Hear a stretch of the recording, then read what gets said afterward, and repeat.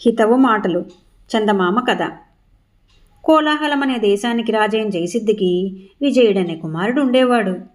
అతను సొగదాగా మంచి వీరధీర సాహసాలు గలవాడు.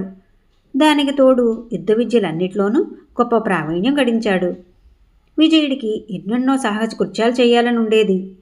కానీ అతని వెంట అస్తమానము ఉండే అంగరక్షకులు అతనికి అవకాశం ఇచ్చేవారు కారు. రాజుగారి చేత నియమించబడిన వాళ్ళు ఉన్నదే అతన్ని అపాయం నుంచి కాపాడటానికి. విజయుడు పెద్దవాడై యువరాజుకి అభిషేకం పొందే ముందు ఒకసారి తమ రాజ్యమంతా పర్యటించాలన్న కోరిక వెలుబుచ్చాడు. తండ్రి దానికి అంగీకరించాడు. అవును, యువరాజు కాబోతున్న నువ్వు మన రాజ్యంలో ఎక్కడెక్కడ ఏమి ఉన్నది చూసుకోవటం మంచిదే. ఎక్కడెక్కడ ఏమి సహజ సంపద ఉన్నది, ఏ ప్రాంతాల ప్రజలు ఎలా బతుకుతున్నది చక్కగా గ్రహించు. నీ పర్యటనలో ముఖ్యంగా 3 విషయాలు శ్రద్ధగా పాటించు. కొంచెం సేపు కూడా ఒంటరిగా ప్రయాణించుకు. విశ్రాంతి తీసుకున్న చోటుని విడిచి బయలుదేరేటప్పుడు ఒక్కసారి ఆ చోటుని కలయి చూసుకోకుండా ముందుకు వెళ్లకు. మన అడవుల్లో ఎలుగుబంట్లు జాస్తిగా ఉంటాయి. వాటిని ఎన్నడూ ఎదిరించుకు. నేల మీద నిశ్చలంగా పడుకున్న మనిషి జోలికి ఎలుగుబంటి ఎన్నడూ రాదు. అందుచేత ఎలుగుబంట్లు తటస్థపడినప్పుడు నీ పౌరుషాన్ని కట్టిపెట్టి చచ్చిపోయినట్లుగా నేల మీద బిగదీసుకుని పడుకో అన్నాడు విజయుడి తండ్రి. విజయుడు ఈ రాజపర్యటన ఒంటరిగా స్వేచ్ఛగా చెయ్యాలనుకున్నాడు. కానీ రాజుగారు అతనికి ఆ స్వేచ్ఛ ఇవ్వక 2 సమర్థులైన భటులను అతని వెంట పంపాడు. ఇది విజయుడికి ఏమాత్రమూ నచ్చలేదు. తండ్రి చెప్పిన హితవాక్యాలు కూడా అతనికి నచ్చలేదు. అవి పిరికివాళ్లు పాటించేవిగా అతనికి తోచాయి. తన 2 అంగరక్షకులను వెంటబెట్టుకుని విజయుడు 2 రోజులు ప్రయాణం చేసి ఒక అరణ్యాన్ని చేరుకున్నాడు. అంగరక్షకులు తనను అనుక్షణము కంటికి రెప్పలాగా కాపాడుతూ వెన్నంటి రావటం అతనికి మహా చిరాకు కలిగిస్తున్నది.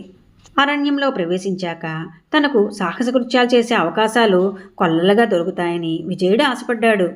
కానీ అంగరక్షకులు అరణ్యం గుండా ప్రయాణించవద్దని చుట్టూ తిరిగి పోదామని అతనికి చెప్పారు. విజయుడికి మండిపోతున్నది. అతను వాళ్లతో మంచిగా ఎడమ ప్రక్కగా చుట్టుపోతే బాగుంటుందో కుడి ప్రక్కగా చుట్టుపోతే బాగుంటుందో తెలుసుకోవటం అవసరం. మీరిద్దరూ చెరో పక్క కొంత దూరం వెళ్ళి చూసిరండి. ఏ దారి బాగుంటే ఆ దారినే పోదాం. మీరు తిరిగి వచ్చేదాకా నేను ఇక్కడే ఉంటాను అన్నాడు. 2 భటులు చెరొక వైపు బయలుదేరారు. వాళ్లను కనుమరుగు కానిచ్చి పీడా విరగడైందనుకుని విజయుడు అరణ్యంలోకి ప్రవేశించి గబగబా ముందుకు సాగాడు. అతను అలా కొంత దూరం వెళ్లేసరికి ఒక పెద్ద పులి గాండ్రిస్తూ అతని పైన దూకింది. అటువంటి అవకాశాల కోసమే తగతగలాడుతున్న విజయుడు ఉత్సాహంతో కత్తిదూసి పెద్ద పులితో హోరాహురి పోరాడి దాన్ని చంపేశాడు. పులి చచ్చిపోయాక అతను ఒక చోట కూర్చుని ఆయాసం తీర్చుకుంటూ, ఇటువంటి ప్రమాదాలెన్ని వచ్చినా నేను అవలీలగా ఎదుర్కొనగలను కదా, నా వెంట ఈ అంగరక్షకులేమిటి, నేను పౌరుషం లేని ఆడదానైనట్లు అనుకున్నాడు. అతను సేద తీరాక కూర్చున్న చోటు నుంచి లేచి ముందుకు సాగాడు. కొంత దూరం వెళ్ళాక అతనికి అరణ్యంలో అలికిడి వినిపించింది. ఏవో అరణ్య మృగాలై ఉంటాయని అతను అప్రయత్నంగా కత్తి మీదకి చెయ్యి పోనిచ్చాడు. కానీ కత్తి లేదు. దాన్ని అతను తాను విశ్రాంతి తీసుకున్న చోట ప్రక్కన పెట్టుకుని కూర్చుని అక్కడే వదిలి వచ్చేశాడు. ఇంతలో గురగురా ధ్వనులు చేస్తూ ఎలుగుబంట్లు అతని కేసి రావటం కనిపించింది. 2 ఎలుగుబంట్లున్నాయి. కత్తి ఉన్నా వాటితో ఒంటరిగా పోరాడటం కష్టమే. కత్తి లేదు కూడాను.